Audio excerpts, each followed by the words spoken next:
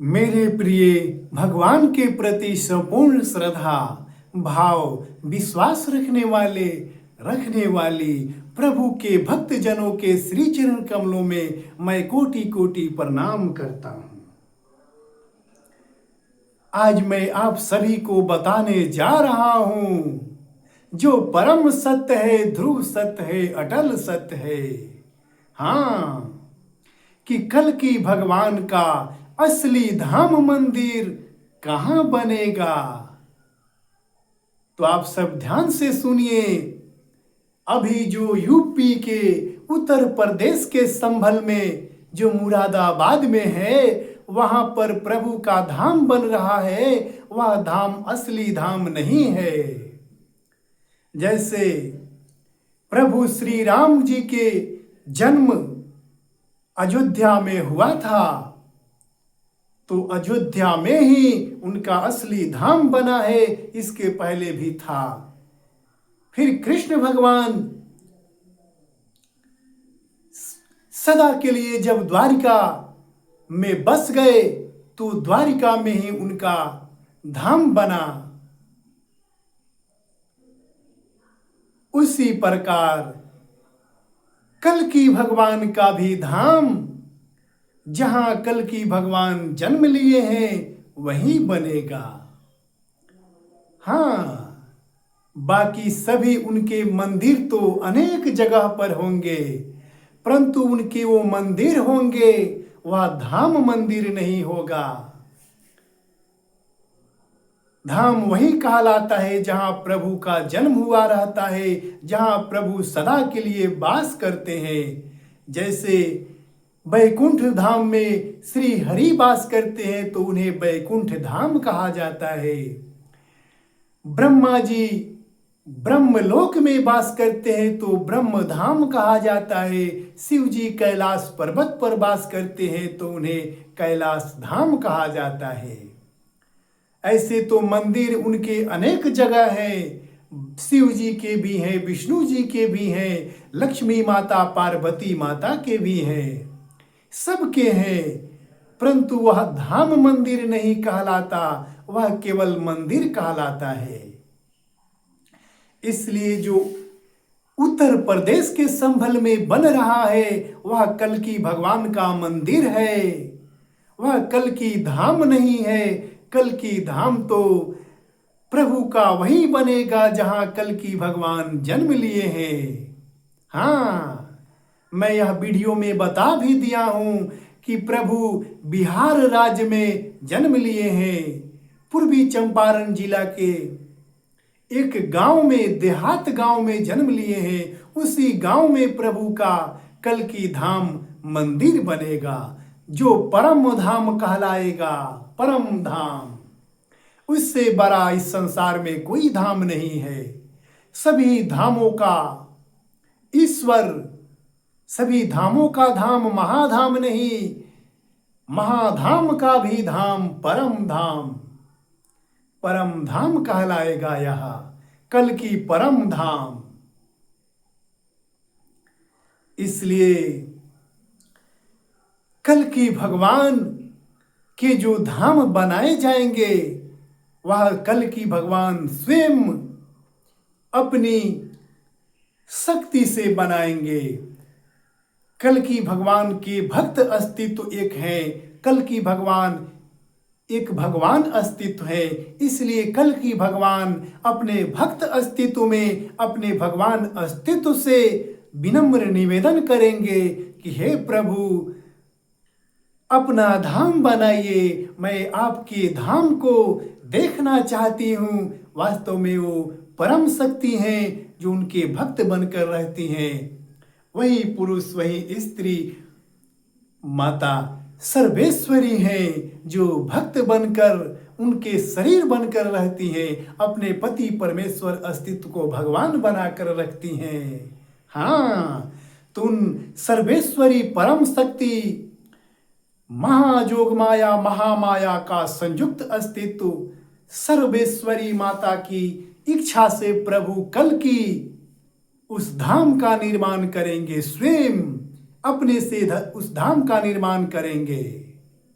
क्योंकि वह सकल गुण निधान होंगे, सकल गुण निधान नहीं होंगे, दूसरे से नहीं बनवाएंगे, स्वयं बनाएंगे। वह प्रभु एक साथ तीन रूपों में रहते हैं, दाहिने महाविष्णु, बाएं महारुद्र, मध्य में परम ब्रह्म, संग में इनके वाम भाग में तीनों की शक्तियां, उनकी परम शक्तियां, फिर इन दोनों को मिलाकर एक बनकर कल की भगवान है। इसलिए दाहिने में विष्णु है तो सूर्य का रत्न, जानते हैं क्या होता है? माणिक, सूर्य का रत्न माणिक है। बाएं में चंद्र रहेंगे, चंद्र का रत्न क्या है? तो मोती है। सूर्य का माणिक, चंद्र का मोती, और दोनों को मिलाकर एक बृहस्पति हो जाएंगे। तो बृहस्पति का रत्न क्या है? पुखराज।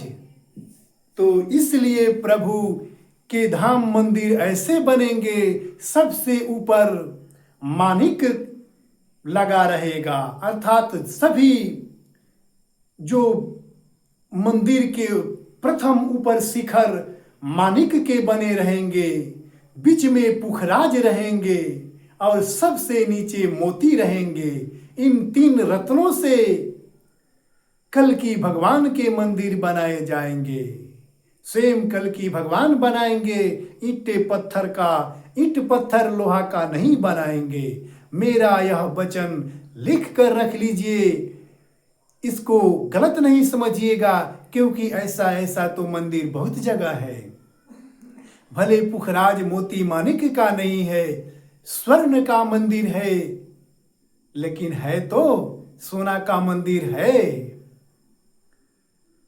तो प्रभु अब की बार स्वर्ण का नहीं, चांदी का नहीं, अपने जिस अस्तित्व का प्रभु हैं, उस अस्तित्व के रत्नों का मंदिर बनाएंगे।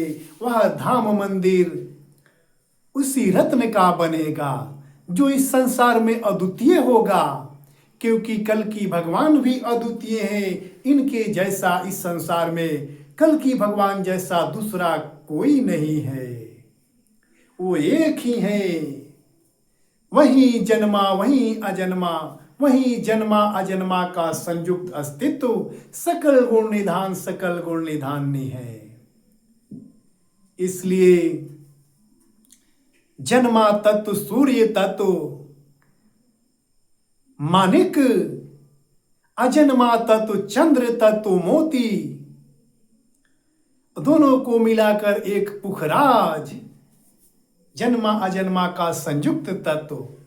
हाँ, यही तीन रत्नों से कल की धाम मंदिर बनेगा।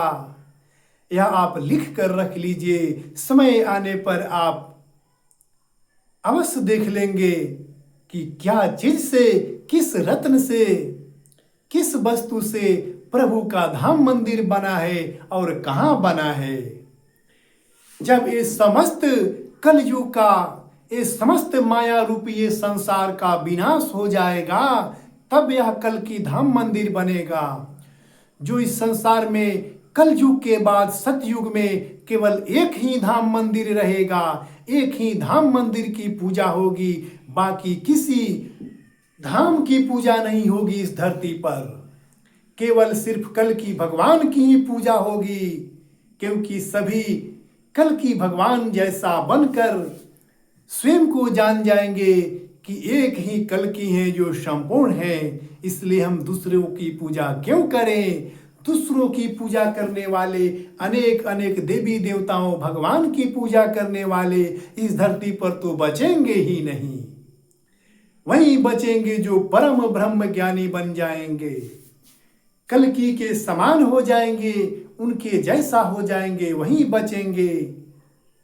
तो कल्कि के समान जो हो जाएंगे, कल्कि जैसा उनके पास ज्ञान हो जाएगा, तो वह स्वयं जान जाएंगे कि एक ऐसा ही एक कल्कि धाम है, इन्हीं धाम की पूजा होनी चाहिए, कल की भगवान की पूजा होनी चाहिए। दूसरे किसी भी धाम की देवी देवताओं के मंदिर में उस देवी देवताओं की पूजा नहीं होनी चाहिए। इसलिए कलयुग के समाप्त हो जाने के उपरांत सत्ययुग में केवल कल की धाम मंदिर में ही कल की भगवान की पूजा होगी। कोई गुरु मानकर करेगा पूजा, कोई उनको आराध्य इष्ट, आराध्य माता, इष्ट माता, तो कोई भाई, कोई बहन, कोई पिता, कोई पति मानकर सभी पूजा करेंगे कल की भगवान को।